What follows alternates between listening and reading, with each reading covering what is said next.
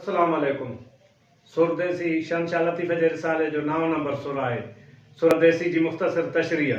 सुरदेसी हिकु रागणी आहे जा दीपक राग जे 5 स्त्रनि मां हिकु आहे। मंझंदि जो ॻाई वेंदी आहे। हिन सुर में ससुई जे पके इरादे वाट जी मुंझारे जो ज़िक्र थियल आहे। हिन सुर में शाह साईं ससुई खे निहायत नाज़ुक अंदाज़ में ॾोरापा ॾिना आहिनि। ससुई खे ॾेरनि ॾाघनि ॾूंगरनि टिनी ॾुख ॾिना आहिनि। तन खे हूअ हो त ख़ातिर सुख थी सम्झे। चांगनि खे चोटी सां वंगे हथ हूंद लकनि जा लोॾा न सहे आ। देसी सेण कजनि परदेसी कहिड़ा पिरी। परदेसनि जा पेर रकेब में हू देस हलिया वञनि। ससुई पोइ बि उहा दुआ पई घुरे त शला आरीजन खे को कोसो भाव न लॻे। खेसि पुनल जो वास वण मां पियो अचे। मांस मिरूं खाइनि त बि हॾा हलंदा हो तॾे। उठ ओठार वाव सिज छपर चंड संदसि वेरी थिया। उन्हनि जी साज़िश करे छपरनि में पई छुले। पुनल बिना ससुई लाइ सभु स्याही आहे। अहिड़ी तरह सालिक अॻियां सासे ॾाखड़ा रंज छो न हुजनि, पर हू दिलि न हारे थो, पर मिड़नी जफ़ाउनि खे राहत सम्झे।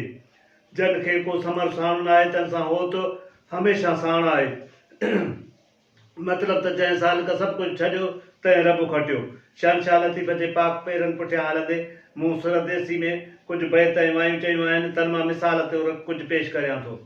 देसी दिलबर कजन औखा परदेसनि जा पूर। नए सिज नवां आहिनि नीअं संदा नासूर। कोह कशाला करणा पवन घायो जन खे घूर। ॾाघनि ॾेरनि ॾूंगरनि ॾिना ससुई खे सूर। वर वठी वियसि वरियाम चई चाकनि कई चूर। करे बसि बंगोर खां हाड़े हली हूर। मोहबत जा मज़कूर पुछो परदेस जन जा पिरी थिया।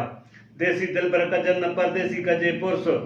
कीअं ॾेरनि ससुई खे ॾुख ॾेई देस छॾियो दुर्स। ते कोन तरस कयो कंहिं वररीअ वरियाम चई। अञा अर्ज़ु कयो त परदेसियाणी जी पारत तोखे पुनल ॼाम। देस परदेस पुनल तुंहिंजी सोहणा आहियां साम। वसीलो वठियो वेठी आहियां निर्मल तुंहिंजो नाम। वाहिद लॻ वरियाम परतो पिरी अव्हां खे। वाही आहे सुर देसी में सही। पुनल तोखे परती हीअ परदेसियाणी। कंदियसि हुजत कहिड़ी मूं धोॿियाणी। ॿारो चल ॿाज घुरी मूं ॿामिड़ियाणी। मिलंदो मूं मुईअ सां अची आरियाणी। वरियाम चए वठी वञो पिरी हीअ परटियाणी। वरियाम चए वठी वञो पिरी हीअ परटियाणी।